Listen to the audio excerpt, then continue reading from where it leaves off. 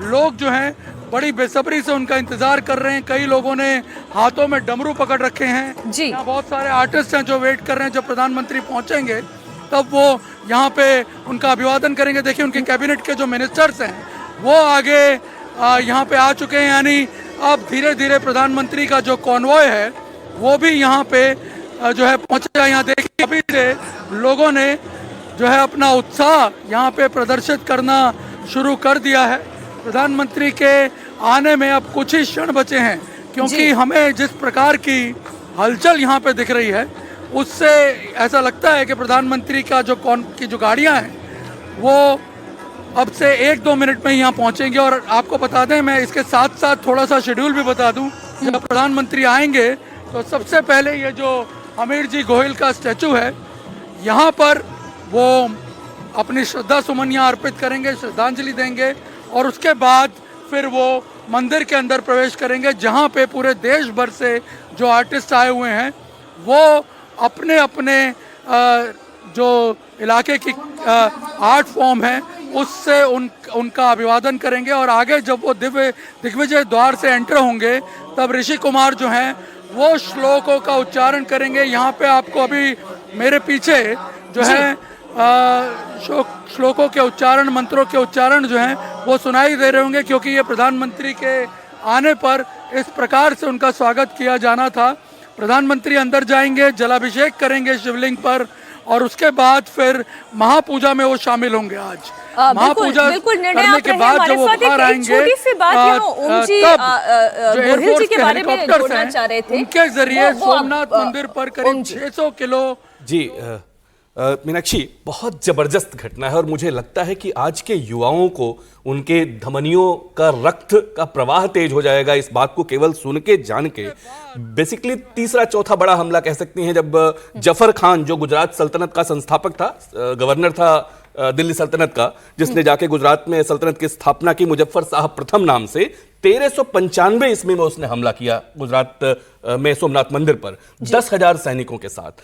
और उस समय वहां का जो लोकल एक तरह से लोकल जो राजा रजवाड़ा, छोटा सा रजवाड़ा कह सकते हैं, उसका राजकुमार था हमीर जी गोहिल। बहुत छोटा सा रजवाड़ा वो था, उसका राजकुमार था। 16-17 साल की अवस्था में 200 केवल सैनिकों के साथ 1395 ईस्वी की घटना है, वो उस विशाल सेना का 10,000 की सेना का सामना करता है। और जो प्राइमरी सोर्सेज हैं, जो गुजराती में लोकगीत हैं, लोक कहानियां हैं, अगर आप पढ़ें उसको तो रोंगटे खड़े हो जाते हैं कि ये जो हमला था 200 की सेना के साथ घंटों बल्कि दिनों तक रोके रहा, 48 घंटे तक लगभग रोके रहा, उस सेना को चढ़ने नहीं दिया।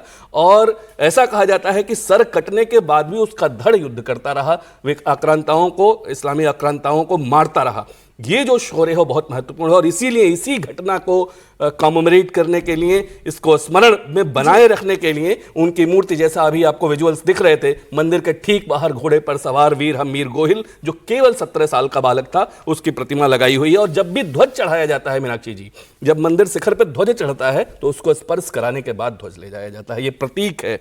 अभी इस पे पिछले साल एक फिल्म भी आई, सुनील शेट्टी जी और बाकी लोग थे, केसरी वीर। ये देखो फिल्म कितनी चली मुझे मालूम नहीं, लेकिन सौभाग्य से उस फिल्म की पूरी टीम के साथ मैं कई जगह कई चैनल्स पे था। उस पूरी कहानी को हमने जिया, देखा, समझा। जबरदस्त है वो।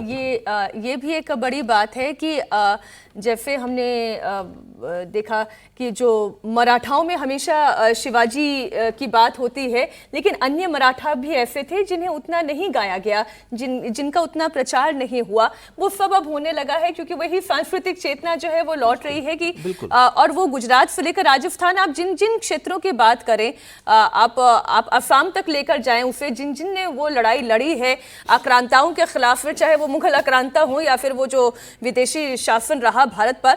निर्णय, एक बार फिर से आपके पास लौटते हुए, आपने अभी अभी ये जानकारी दी कि प्रधानमंत्री नरेंद्र मोदी पहुंच चुके हैं और रोड शो भी उनका शुरू हो चुका है। उसकी तस्वीरें हम भी देखना चाहते हैं, लाइव तस्वीरें। क्या उन्होंने पहना है, किस तरीके का उनका अंदाज है, लोगों का क्या उत्साह है। लेकिन जो प्रधानमंत्री नरेंद्र मोदी, अजीत जी अपना लेख लिखते हैं, अभी 8 तारीख को उन्होंने एक लेख लिखा है। उन्होंने लिखा कि सोमनाथ केवल एक मंदिर नहीं, हमारी सभ्यता का अटूट संकल्प है। इसके सामने लहराता विशाल समुद्र अनंत काल की अनुभूति हमें कराता है। वो साहस और वो आत्मबल। प्रधानमंत्री नरेंद्र मोदी, ये तो खैर कहना अब रिपीटेशन ऑफ थॉट हो जाएगा कि वो क्या हैं, क्यों हैं और किस लिए हैं, वो ये बताने के लिए वो हिंदू हैं, हिंदू होने का मतलब क्या है, वो हमेशा से कहते आए हैं और डंके की चोट पर कहते आए हैं। लेकिन अब जिस तरीके से अब अलग अलग राज्यों के नतीजे आ रहे हैं, वहां पर जिस तरीके से हिंदूज का कंसोलिडेशन हो रहा है, अब वो नतीजों में भी रिफ्लेक्ट हो रहा है और वो साल दर साल होता चला जा रहा है। बिल्कुल ठीक बात है। उन्होंने अपने लेख में कई बातें लिखी हैं और बहुत अच्छी बातें लिखी हैं, जो भारत की सांस्कृतिक आध्यात्मिक चेतना की बात है, एक राष्ट्र के नाते भारत की क्या पहचान है, क्या अस्मिता है, उसके बारे में उन्होंने लिखा है।